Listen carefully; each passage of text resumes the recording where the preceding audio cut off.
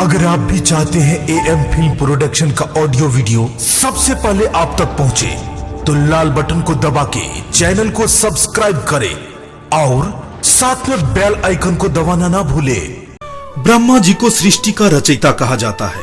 हम सभी जानते हैं कि ब्रह्मा जी की पत्नी विद्या की देवी सरस्वती हैं। परंतु क्या आप जानते हैं कि सरस्वती जी ब्रह्मा की ही पुत्री हैं। हिंदू धर्म के प्रमुख ग्रंथों में से दो ग्रंथ हैं, सरस्वती पुराण और मत्स्य पुराण। इन दोनों पुराणों में बताया गया है कि ब्रह्मा ने अपने ही बेटी के साथ विवाह रचाया था। आइए हम उस कथा के बारे में आप लोगों को बताएं।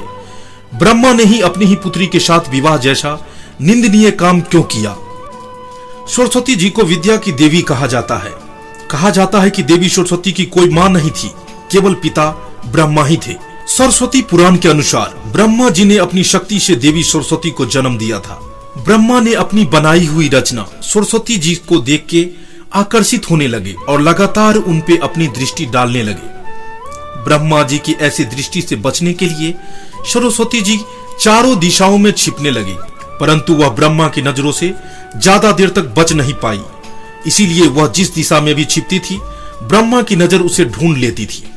जब भी वह बच नहीं पाई तो उन्होंने आकाश में जाके छिपना उचित समझा, परंतु अपने पांचवें सिर से ब्रह्मा ने उन्हें आकाश में भी खोज निकाला और उनसे सृष्टि की रचना में सहयोग करने का निवेदन किया। सरस्वती से विवाह करने के पश्चात सर्वप्रथम मन्नु का जन्म हुआ।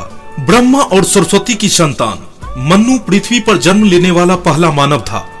इसके अलावा मन्नु को वेदों, सनातन धर्म और संस्कृत समेत समस्त भाषाओं का जनक भी कहा जाता है। सरस्वती हिंदू धर्म की प्रमुख देवियों में से एक है।